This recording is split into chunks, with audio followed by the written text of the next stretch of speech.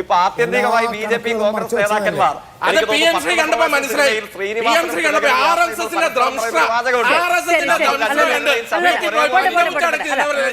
ശ്രീ ഗോപാലകൃഷ്ണൻ, കേന്ദ്ര പദ്ധതികൾ അതിന്റെ ഗുണഫലം സംസ്ഥാനത്തുള്ള ദരിദ്രരായ മനുഷ്യർക്ക് കിട്ടില്ല ഇനിമേൽ എന്നുള്ളത് ചിരിച്ചുകൊണ്ടുള്ള ഒരു വെല്ലുവിളിയായി, ഭീഷണിയായിട്ടാണ് സർക്കാർ കാണുന്നതെങ്കിൽ നോക്കൂ, ഇപ്പോൾ കഴിഞ്ഞ തവണ ബജറ്റ് പ്രഖ്യാപനം ഉണ്ടായ സമയത്ത് കേന്ദ്രമന്ത്രി ജോർജ് കുര്യൻ ചോദിച്ചത് ഇവിടെ ഒന്നുമില്ലെന്ന് പറയൂ, അപ്പോൾ പണം കിട്ടും എന്നുള്ളതാണ്. നമ്മളുടെ PQLA ഒക്കെ ഡിഫറെൻ്റ് ആണ്. നമുക്ക് കുറച്ചുകൂടി ബെറ്റർ ആയിട്ടുള്ള ഒരു ലൈഫ് ഇൻഡെക്സുകളാണുള്ളത്. അത് പതിറ്റാണ്ടുകൾ കൊണ്ട് കേരള മോഡലിലൂടെ നേടിയെടുത്ത ഒന്നാണ്. 51% ദാരിദ്ര്യത്തിൽ ജീവിക്കുന്നുവെന്ന് നീതി ആയോഗ് വിലയിരുത്തിയ ബീഹാറിന്റെ അവസ്ഥകളോട് താരതമ്യം ചെയ്തുകൊണ്ട് കേരളത്തിലുള്ള മനുഷ്യർ അവരുടെ ജീവിത നിലവാര സൂചികയെ അളന്നു വെച്ചിട്ട് കേന്ദ്രത്തിന്റെ സഹായം ലഭ്യമാക്കണമെന്ന് അവകാശപ്പെടുന്നത് ബാലിശമാണ്. ഞാൻ ആ ചോദ്യത്തിന് ഉത്തരം പറയാം. അതിനു മുമ്പ് ഒരു ബന്ധവുമില്ലാത്ത വിഷയത്തിലൊക്കെ RSSനെയൊക്കെ വലിച്ചിട്ടിട്ട് RSSൻ്റെ തറവാട്ടിൽ നിന്നാണോ എന്നൊക്കെയാണ് വളരെ ബാലിശമായിട്ടുള്ള ഒരു നിലവാരവുമില്ലാത്ത ഉത്തരങ്ങൾ പറയുന്നത്. ഒരു കാര്യം മനസ്സിലാക്കണം, ഒരു സമൂഹത്തിൻ്റെ, ഒരു സംസ്ഥാനത്തിൻ്റെ സാമൂഹ്യ സ്ഥിതിയെ അളന്നുകൊണ്ടാണ് കേന്ദ്ര ഫണ്ട്, ഫെഡറൽ സംവിധാനത്തിൽ കേന്ദ്ര ഫണ്ട് വിഭാവനം ചെയ്യുന്നത്. അതല്ലാതെ ഒരു സംസ്ഥാനത്തെ ഇത്ര ആളുകൾ നികുതി കൊടുത്തു, അതനുസരിച്ച് ഞങ്ങൾക്ക് പൈസ തരണം എന്ന് പറയുന്നത് ഒന്നുകിൽ വിവരമില്ലായ്മ, അതല്ലെങ്കിൽ ആ കാര്യത്തെക്കുറിച്ചിട്ട് കൃത്യമായിട്ടുള്ള ബോധ്യമില്ലായ്മ. ഇത് രണ്ടും ഉണ്ടാവാൻ സാധ്യതയുണ്ട്. കാരണം ഇന്ത്യ ഭരിക്കാനോ ഇന്ത്യ ഗേറ്റിൻ്റെ 7 അയലോക്കത്ത് നിൽക്കാനോ യോഗ്യതയില്ലാത്ത പാർട്ടിയുടെ ആളുകളാണ് ഈ വാദങ്ങളൊക്കെ പറയുന്നത്. അവർ AKG സെൻറ്ററിൻ്റെ തറവാട്ടിൽ നിന്ന് കൊണ്ടുവരുന്ന ഫണ്ടാണ് കേന്ദ്ര ഫണ്ട് എന്നവർ ധരിക്കുന്നതാണ്. അല്ലെങ്കിൽ അമ്മായി അച്ഛനും മരുമോനും കൂടി സംഘടിപ്പിക്കുന്നതാണ് ഈ കേന്ദ്ര ഫണ്ട് എന്നൊക്കെ ധരിക്കുന്നത് കൊണ്ട് അങ്ങനെ സംസാരിക്കുന്നതാണ്. അതിനും പറയുന്നുണ്ട് RSSൻ്റെ വീട്ടിൽ നിന്ന് കൊണ്ടുവരേണ്ട. പണ്ട് തിരുവനന്തപുരത്തിലെ വിമാനത്താവളത്തിന് വില ചോദിച്ച ചങ്ങാതിയാണ് ഇയാൾ.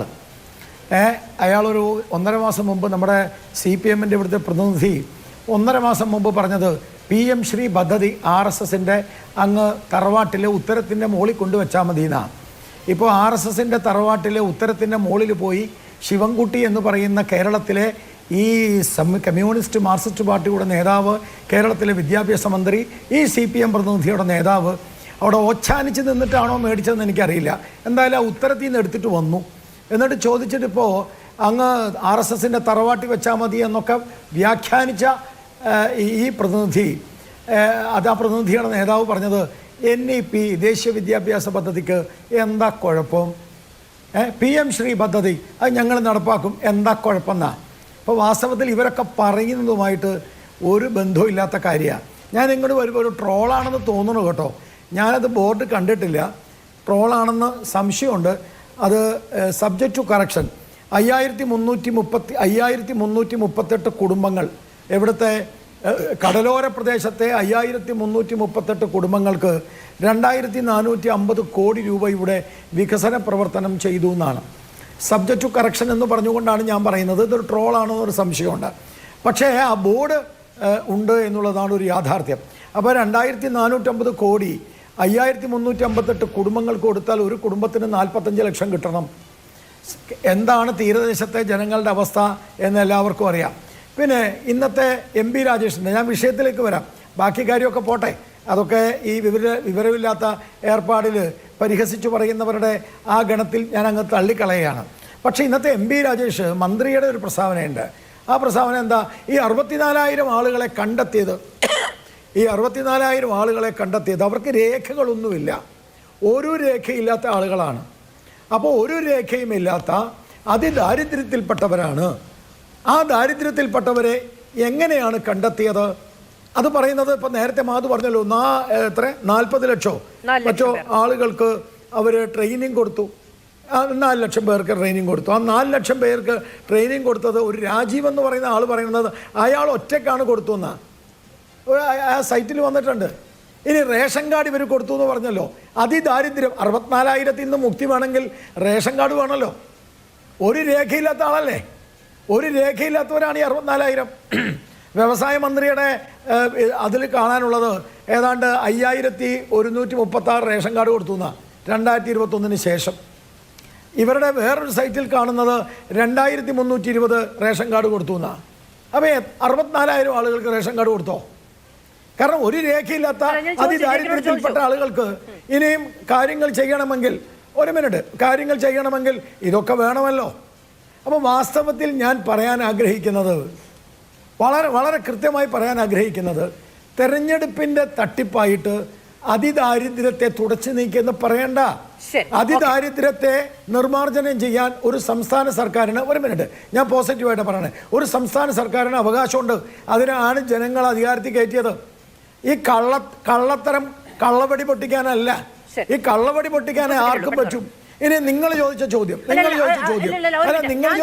ഉത്തരമാണല്ലോ. ആ ചോദ്യത്തിന് ഉത്തരം പറഞ്ഞോട്ടെ. അല്ലല്ല, ഞാൻ അതിന് മറുപടി പറഞ്ഞു. നിങ്ങൾ അല്ല, ഞാൻ നേരത്തെ അവരൊക്കെ എത്ര നേരം സംസാരിച്ചാ, ഞാൻ ആ സമയത്തൊന്നും മിണ്ടിയില്ലല്ലോ.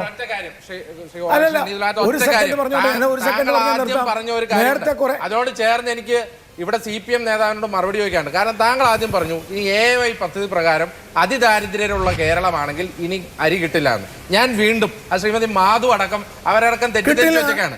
അതായത് എങ്ങനെയാണ് 5,98,800 എന്നുള്ളൊരു കണക്ക് അതിദാരിദ്ര്യർക്ക് കൊടുക്കുന്ന AY കാർഡ്, ആ AY കാർഡിൽ ഇനി അതിദാരിദ്ര്യർ ഇല്ല എന്നും ഈ 64,000 അതിൽ പെടാത്ത ആളുകളാണ്, ഏതാണ് ശരി? 64,000 5,98,000 പെട്ടതാണോ അല്ലയോ? ഞാൻ പറഞ്ഞിട്ടില്ല കേട്ടോ. താങ്കളാണ് പറഞ്ഞത്.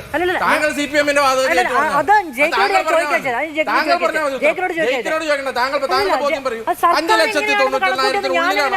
അത് തന്നെയാണ് നമുക്കും അറിയില്ലാത്തത്. അതാണ് നമ്മൾ ചോദിച്ചുകൊണ്ടിരിക്കുന്നത്.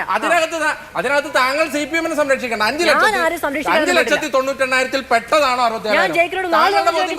താങ്കളുടെ ബോധ്യം ഇതാർക്കും ബോധ്യമില്ല. തട്ടിപ്പാണ് കേരളം നടക്കുന്നതെന്ന്. 64,000 എന്ന് പറയുന്നത് 5,98,000 അകത്താണോ പുറത്താണോ എന്ന് പറയുന്നില്ല. 5,98,000 AY താങ്കൾ പറഞ്ഞല്ലോ. AYയുടെ സ്കീമിന്റെ അർത്ഥം എന്താണ്? AY സ്കീം ആർക്കാ കൊടുക്കണേ? അതിദാരിദ്ര്യർക്കാണ് AY അല്ലേ? അപ്പൊ പിന്നെ AY കൊടുക്കുന്നവർ അതിദാരിദ്ര്യർ അല്ലേ? AY സ്കീമിലൂടെ അരി കിട്ടുന്നവർക്ക് ഭക്ഷണം കഴിക്കാൻ കൊടുക്കുന്നവർ അതിദരിദ്രരാണ്. പക്ഷെ ഇവരുടെ അതിദാരിദ്ര്യത്തിന്റെ മാനദണ്ഡം എന്താണ് എന്നുള്ളത് നോക്കൂ. കേന്ദ്ര സർക്കാരിന്റെ മാനദണ്ഡമല്ല എടുത്തിരിക്കുന്നത് എന്നാണ് പിണറായി വിജയന്റെ മാനദണ്ഡമാണ്. അല്ല, അത് നിങ്ങൾ ചോദിക്കേണ്ടത് മറുപടി പറയേണ്ടതുമാണ്. തന്നെയാണ് ഞാൻ പറഞ്ഞത്. ഇത് കേരളത്തിനും രാജ്യത്തിനും മനസ്സിലാവുന്ന ഒരു മാനദണ്ഡം എന്താണ്? അതിദരിദ്രൻ എന്ന് പറഞ്ഞാൽ AY സ്കീമിൽപ്പെട്ടവരാണ് എന്നുള്ളതാണ്. ഇതുവരെയുള്ള സ്കീം, ഇതുവരെയുള്ള നോംസ് അങ്ങനെ തന്നെയാണ്. അതല്ല എന്ന് സർക്കാർ പറയുകയാണെങ്കിൽ അതുമായി ബന്ധപ്പെട്ട രേഖ സർക്കാർ പുറത്തിറക്കുന്നതാണ്. പിണറായി വിജയനും മോനും മോളും സെക്രട്ടേറിയറ്റ് വ്യക്തിപരമായ കാര്യം പറയല്ല. എന്ത് വ്യക്തിപരം? ഇവർ ഇത് അതിദരിദ്രരാണെന്ന് പ്രഖ്യാപിച്ചാൽ അത് കേട്ട് ഇവിടെ പഞ്ചപുച്ച അടക്കി നിൽക്കാൻ കുറെ മാധ്യമ പ്രവർത്തകർ ഉണ്ടാവും. ഞങ്ങളൊന്നും കിട്ടില്ല. ഇത് ആവശ്യമില്ലാത്ത ആരോപണമാണ്. മാനദണ്ഡ പ്രകാരമാണ് ഇത് നിശ്ചയിച്ചത്. എത്ര പ്രാവശ്യം ചോദിച്ചു? അത് പറയേണ്ട ഇത് തന്നെ ആരും പറയുന്നില്ലല്ലോ. അപ്പൊ കേരളം ആഗ്രഹിക്കുന്ന ഉത്തരം ആളുകളോട് ചോദിക്കുന്ന ആളുകളോട് നിങ്ങൾ ചോദിക്കുന്നില്ല എന്ന് പറഞ്ഞ കാര്യമില്ല. ഞാൻ 4 തവണ ആ കാര്യം ചോദിച്ചു. തട്ടിപ്പാണെന്ന് ഇതിനെ എന്ത് തെളിവാ വേണ്ടേ? ഓക്കെ, ജയ്ക്ക് നിങ്ങൾ പറയാനുണ്ടോ? തീർച്ചയായിട്ടും അങ്ങ് പറഞ്ഞു കേട്ടില്ലേ? ഇപ്പൊ ആത്യന്തികമായി BJP കോൺഗ്രസ് നേതാക്കന്മാർ